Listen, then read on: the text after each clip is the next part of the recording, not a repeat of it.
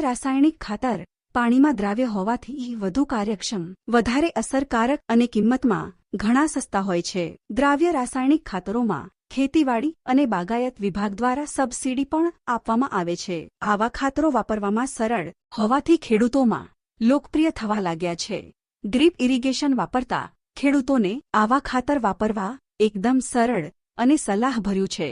પાકની જુદી જુદી અવસ્થાઓમાં પોષક તત્વોની જરૂરિયાતને ધ્યાનમાં રાખીને દ્રાવ્ય રાસાયણિક ખાતરો 6 ગ્રેડમાં તૈયાર કરવામાં આવ્યા છે, જેનો ઉપયોગ પાકની ચોક્કસ અવસ્થામાં જ કરવામાં આવે છે. 100% દ્રાવ્ય ખાતરો 6 ગ્રેડમાં છે, જે આ પ્રમાણે છે: 1, 19, 19, 19, 2, 17, 44, 3, 12, 61, 4, 0, 52, 34, 5, 13, 0, 45, 6, 0, 0, 50. હવે આપણે દરેક ગ્રેડના ખાતરની વિગતવાર માહિતી મેળવીશું. 1, 19, 19, 19.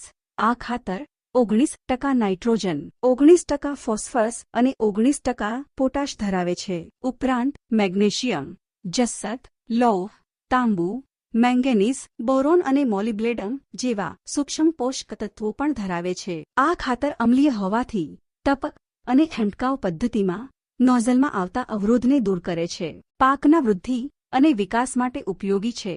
પાકના ગમે તે સ્ટેજ પર છંટકાવ કરી શકાય છે. ખાસ કરીને શરૂઆતના સમયે છંટકાવ કરવો બધા જ પ્રકારની પાકરક્ષક દવા સાથે મિશ્રણ કરી વાપરી શકાય છે, જેથી ખર્ચ બચે છે. સ્પ્રે તથા ડ્રીપ બંને રીતે પાકને આપી શકાય. 100 ગ્રામ પ્રતિ પંપ મુજબ છંટકાવ કરવો.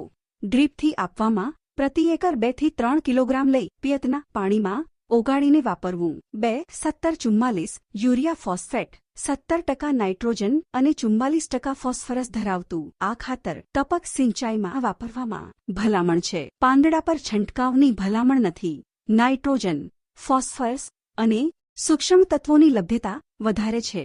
તેનો એસિડિક ગુણધર્મ ટપક સિંચાઈની નળીઓમાં જામી જતા ક્ષારની સમસ્યા દૂર કરે. કેલ્શિયમ અને મેગ્નેશિયમનું જમીનમાં નીચે ઉતરી જવાનું પ્રમાણ ઘટાડે. ચૂનાના પથ્થરવાળી જમીનમાં નાઇટ્રોજન તથા ફોસ્ફરસ તત્વ આપવા માટેનો શ્રેષ્ઠ સ્ત્રોત છે અને તેનો નિયમિત ઉપયોગ ક્ષારવાળા પાણીના સિંચાઈથી થતી આડઅસરો પણ નિયંત્રિત કરે છે. મૂળ અને થડનો વિકાસ કરે છે. પાકની ટકી રહેવાની ક્ષમતામાં વધારો કરે છે.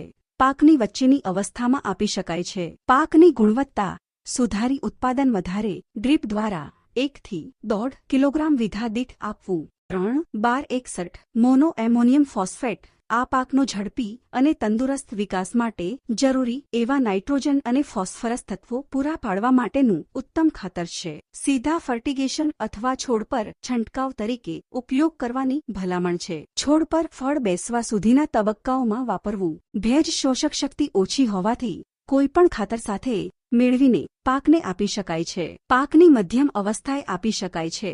પાક પીળો પડ્યો હોય ત્યારે પણ આપી શકાય છે. 4, 0, 52, 34 મોનો પોટેશિયમ ફોસ્ફેટ છોડને ફોસ્ફરસ અને પોટાશ જેવા મહત્વના તત્વો આપવા માટેનો ઉત્તમ સ્ત્રોત છે. પાકમાં ફૂલ બેસવાની શરૂઆત થાય ત્યારે આપવું. છોડને ભરચક ફૂલો અને ફળોને બેસવાની ક્રિયામાં મદદરૂપ થાય છે. છારો અને કુતુલ જેવા રોગો તેમજ છોડના પાંદડા લાલ થવા જેવા રોગોનું નિયંત્રણ કરવાની છોડને શક્તિ આપે છે. પાકને પરિપક્વતા સુધીના તબક્કાઓ સુધી થતી ઈજાઓ અટકાવે છે. સ્પ્રે તથા ડ્રીપ બંને પ્રકારે ઉપયોગમાં લઈ શકાય છે. 5, 13, 0, 45 પોટેશિયમ નાઇટ્રેટ પોટેશિયમ ઉચ્ચ સ્તરો સાથે નાઇટ્રેટ સ્વરૂપમાં નાઇટ્રોજન જે છોડને ત્વરિત ઉપલબ્ધ બનાવે છે. છોડની પોટેશિયમ, કેલ્શિયમ અને મેગ્નેશિયમ જેવા પોષક તત્વોની ગ્રહણ ક્ષમતા વધારે છે. છોડના ફળ બેસવાથી માંડીને ફળ વિકાસના તબક્કા સુધી ખૂબ જ જરૂરી છે. ફળને મોટું, ચમકદાર, ભરાવદાર તથા આકર્ષક બનાવવાનું કામ કરે છે.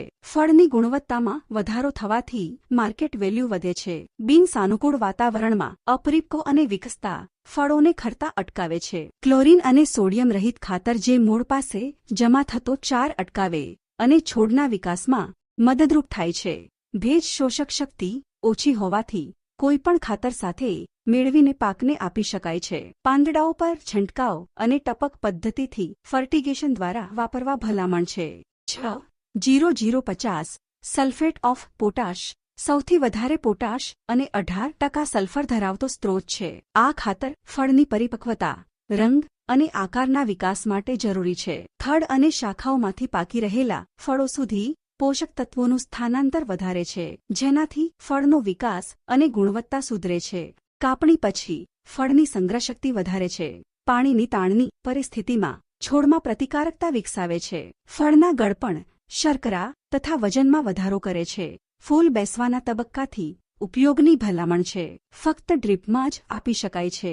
દ્રાવ્ય રાસાયણિક ખાતરો વિશે આટલું જાણ્યા પછી હવે આપણે યુરિયા અને DAP જેવા કિંમતમાં ખૂબ જ મોંઘા અને વધારે નુકસાનકારક ખાતરો ઉપર આધાર ન રાખતા પાકને વધારે ઉપયોગી, કિંમતમાં સસ્તા, વાપરવામાં સરળ અને પર્યાવરણને ઓછા નુકસાનકારક એવા દ્રાવ્ય રાસાયણિક ખાતરોનો ઉપયોગ કરી આપણે ખેતી ખર્ચ ઘટાડીએ અને ખેતીને સમૃદ્ધ બનાવીએ. જય જવાન, જય કિસાન. ખેડૂત મિત્રો, તમને આ વિડિયો